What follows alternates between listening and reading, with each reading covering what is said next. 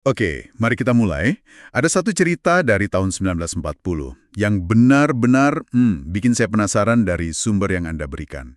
Jadi ada 4 remaja di Prancis sama anjing mereka, robot. Ah iya, kisah penemuan Gua Lascaux. Betul, mereka nggak sengaja nemu lubang di tanah, anjingnya jatuh, dan pas mereka coba selamatkan, mereka malah nemuin sesuatu yang, ya ampun, mengubah pemahaman kita soal sejarah manusia. Dan ini bukan sembarang goa kan? Yang mereka lihat di dinding-dinding itu dengan cahaya senter mereka yang redup, itu galeri seni prasejarah.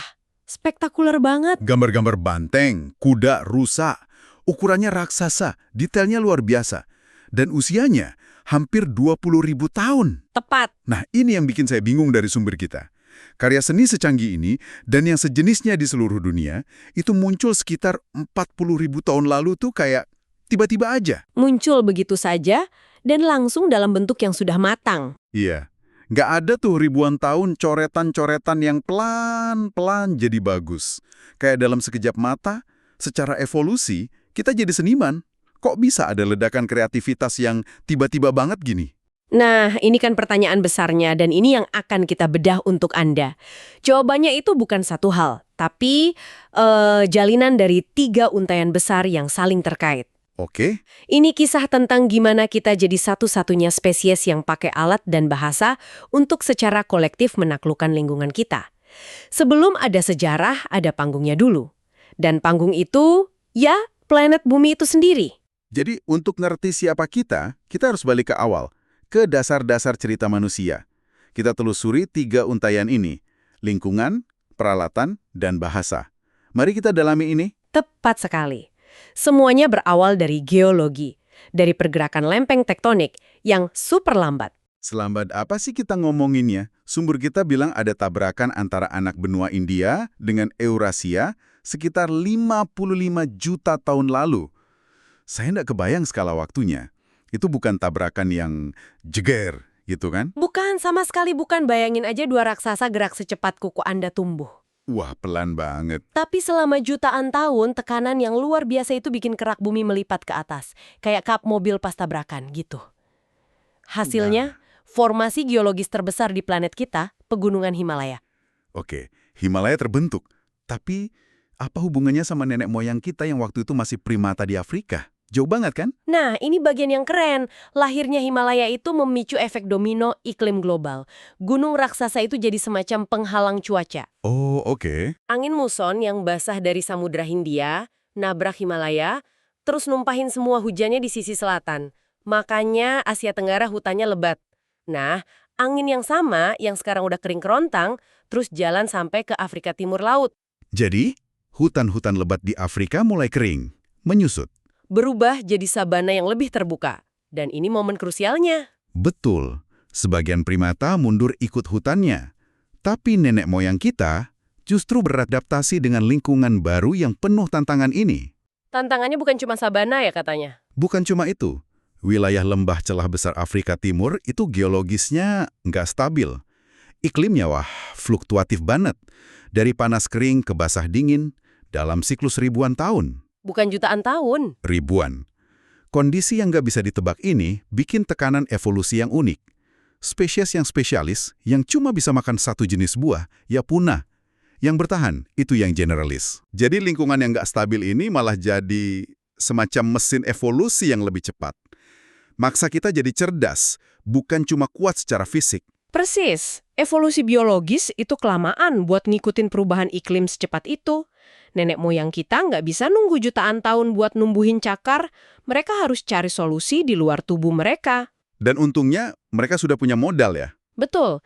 Ibu jari yang berlawanan, tangan yang terampil, dan kemampuan jalan tegak. Bipedalisme itu membebaskan tangan mereka. Dan solusi yang mereka temukan adalah untaian pertama kita. Peralatan. Tepat. Awalnya simpel aja, pakai batu buat mecahin kacang. Tapi lompatan kognitif yang sebenarnya, yang misahin kita dari hewan lain, itu bukan memakai alat. Simpanse juga bisa kan? Simpanse juga bisa. Lompatannya itu membuat alat untuk membuat alat lain. Jadi ini bukan sekedar ngambil batu, tapi ngeliat sebongkah batu dan ngebayangin ada pisau di dalamnya, terus pakai batu lain buat ngeluarin pisau itu.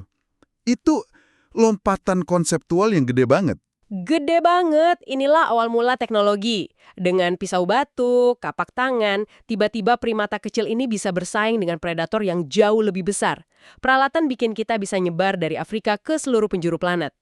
Jadi, di mana kita tinggal dan alat apa yang kita bikin untuk bertahan hidup di sana, itu mulai mendefinisikan siapa kita. Persis. Oke, jadi kita punya lingkungan yang ngasih tekanan dan peralatan sebagai jawabannya. Tapi ada satu untaian lagi, yang paling transformatif dari semuanya. Untaian ketiga, bahasa. Nah, ini dia game changer-nya. Banyak hewan bisa koordinasi. Serigala berburu bareng itu efektif banget. Tapi mereka harus ada di tempat dan waktu yang sama. Saling lihat. Sedangkan bahasa bikin kita bisa ngelewatin batasan ruang dan waktu. Kita bisa bikin rencana buat berburu besok pagi di lembah seberang. Atau saya bisa cerita soal mata air yang saya temukan minggu lalu. Tepat. Tapi dampaknya jauh lebih dalam dari sekedar itu. Bahasa memungkinkan kita melakukan sesuatu yang nggak bisa dilakukan makhluk lain. Menciptakan dan berbagi dunia imajiner. Dunia imajiner. Kita nggak lagi hidup cuma di alam semesta fisik. Kita hidup dalam sebuah model mental tentang dunia. Sebuah narasi yang kita bangun bersama lewat kata-kata. Jadi, menjadi bagian dari sebuah kelompok itu artinya belajar cerita yang sama, belajar melihat dunia dengan cara yang sama, percaya aturan yang sama. Menyembah dewa yang sama. Ide yang sangat kuat. Dan ini juga ngejelasin ledakan kreativitas di Lascaux kan? Oh, nyambung ke situ lagi ya? Begitu bahasa yang kompleks muncul, kemampuan berpikir abstrak juga muncul. Kemampuan membayangkan kemarin dan merencanakan besok. Lahirlah penceritaan. Dan seni mungkin itu bentuk fisik pertama dari penceritaan. Cara untuk berbagi narasi bersama soal perburuan hebat atau roh-roh hewan. Yang penting bagi kelangsungan hidup suku. Jadi, momen itu sekitar 40.000 tahun yang lalu bukan cuma soal seni. Itu titik di mana lingkungan, alat, dan bahasa akhirnya nyatu. Saat itulah kita benar-benar menjadi kita. Dan kombinasi kuat itulah yang bikin kelompok pemburu pengumpul ini bisa bertahan puluhan ribu tahun. Tapi kemudian, sekitar 10.000 tahun lalu, ada perubahan besar. Beberapa kelompok mulai menetap dan bertani. Ini awal dari peradaban. Dan yang menarik, 4 peradaban kota besar pertama, Mesir, Mesopotamia, Lembah Indus, Tiongkok, semuanya muncul di lokasi yang mirip banget. Di sepanjang tepi sungai besar. Nah, ini jadi penasaran ya, kalau sumbernya sama-sama sungai, kok peradabannya bisa jadi beda banget? Jawabannya, menurut sumber kita, ada di kepribadian masing-masing sungai. Kepribadian sungai? Betul. Kita mulai dari Mesir dan Sungai Nil. Nil itu sungai yang sangat bisa ditebak. Banjirnya datang tiap tahun hampir di hari yang sama, kayak jam. Oh, teratur ya? Sangat teratur. Dia meluap, nyebarin lumpur subur, terus surut tepat waktu buat musim tanam. Sebuah ritme tahunan yang bisa diandalkan. Saya bisa bayangin, itu pasti ngebentuk cara mereka mandang dunia. Alam semesta itu terasa teratur, bisa diprediksi. Tepat sekali. Keteraturan ini mendorong kerjasama skala massal. Untuk memaksimalkan hadiah dari Nil, seluruh lembah harus kerjasama bangun jaringan irigasi, bendungan, kanal. Proyek infrastruktur raksasa. Yang butuh komando terpusat. Dan dari kebutuhan akan komando terpusat inilah muncul Firaun, seorang penguasa tunggal yang dianggap dewa. Benar. Firaun itu manajer utama proyek irigasi Nil. Dan ini nyambung ke piramida. Di luar musim tanam, ada surplus tenaga kerja yang besar banget. Ribuan petani nganggur, mau diapain? Dikerahkan untuk proyek besar lain yang menguatkan kekuasaan Firaun.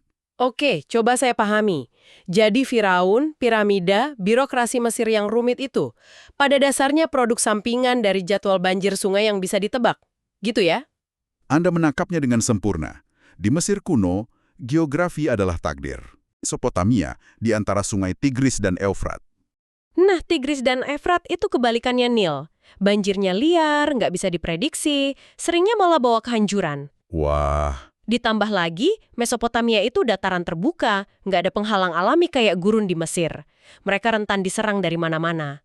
jadi kalau dunia orang Mesir terasa teratur dan aman, dunia orang Mesopotamia pasti terasa kacau, bahaya, dan seenaknya. Persis. Dan pandangan dunia mereka mencerminkan itu. Dewa-dewa mereka itu pemurung, gampang marah nggak bisa ditebak, kayak sungai mereka. Manusia diciptakan cuma buat jadi budak para dewa. Karena nggak ada perlindungan geografis, mereka bikin perlindungan sendiri. Tembok-tembok kota raksasa, Uruk, Akkad, mereka terus-terusan perang satu sama lain buat rebutan sumber daya. Kontras yang luar biasa. Dua peradaban lahir dari sungai, tapi narasinya beda total. Terus, lembah Indus di Hindia, cerita sungainya gimana? Di sana ceritanya beda lagi, bukan perpaduan homogen kayak di Mesir atau persaingan sengit kayak di Mesopotamia. Sumber kita menggambarkannya sebagai saling menyisipkan. Tunggu, saling menyisipkan. Maksudnya gimana? Ini beda sama asimilasi gitu. Tepat sekali. Jangan bayangin sup yang diaduk rata. Bayangin kue lapis. Kue lapis, oke. Ada dua kelompok utama. Pertama, bangsa Harappa yang urban, mereka bangun kota terencana yang canggih dari bata panggang, dan menyembah Dewi Kesuburan. Terus, datang gelombang kedua, bangsa Veda, kaum nomaden pastoral. Mereka bangun gubuk dari lumpur, naik kuda, dan menyembah dewa alam laki-laki yang kuat. Dan kedua kelompok ini nggak benar-benar nyampur. Oke, mereka jadi lapisan-lapisan yang beda di masyarakat yang sama. Mereka hidup bareng, saling mempengaruhi, tapi nggak pernah melebur total. Inilah, kue lapis budaya inilah yang jadi cikal bakal masyarakat India yang sangat berlapis dan beragam yang kita kenal sekarang. Luar biasa. Jadi setiap sungai itu benar-benar nanemin sistem operasi budayanya sendiri. Tapi kan nggak semua orang milih jadi petani. Ada jalur besar lain, para pengembala nomaden. Betul, terutama di padang rumput Eurasia yang luas. Sabuk padang rumput raksasa dari Hongaria sampai Manchuria. Lingkungan ini nggak cocok buat pertanian, tapi sempurna buat gembala ternak. Dan di sabana terbuka ini, ide dan teknologi nyebarnya cepet banget ya. Sangat cepat. Dari satu suku ke suku lain. Dan dunia nomaden ini kan tempat lahirnya inovasi yang mengubah dunia. Domestikasi kuda, sanggurdi, sadel, tapi ada satu hal dari sumber kita yang bikin saya kaget. Celana panjang. Bener. Dan ini bukan cuma trivia, ini nunjukin gimana inovasi besar sering lahir dari kebutuhan praktis. Buat naik kuda secara efektif, Anda butuh sesuatu yang melindungi kaki dan bikin bebas gerak. Dan menurut bukti arkeologis, penemuannya adalah para wanita nomaden. Serius? Para wanita? Betul. Ini menantang asumsi kita soal siapa sih inventor di dunia kuno. Luar biasa. Jadi lain kali saya pakai jeans, saya harus berterima kasih pada para penunggang kuda wanita dari padang rumput Eurasia. Tapi mungkin peran terpenting kaum nomaden adalah sebagai penghubung dunia. Karena gaya hidup mereka yang terus bergerak, mereka secara alami jadi jaringan perdagangan jarak jauh pertama di dunia. Menghubungkan peradaban-peradaban yang menetap. Dan ini menyoroti pentingnya wilayah yang disebut Dunia Tengah. Dari Turki, Iran, sampai Afghanistan. Wilayah itu persimpangan jalan kuno. Tempat bertemunya peradaban besar timur dan barat. Pusat perdagangan global ribuan tahun yang lalu. Kota-kota kayak Hekatompilos, artinya 100 gerbang, muncul di sana. 100 gerbang itu metafora ya? Metafora untuk banyaknya jalan yang bertemu di sana. Bukti nyata betapa terhubungnya dunia kuno. Jadi kalau kita rangkum, untayan-untayan yang kita bicarakan di awal, lingkungan, alat, dan bahasa, itu terjalin dengan cara yang beda-beda banget di seluruh dunia ya? Tepat.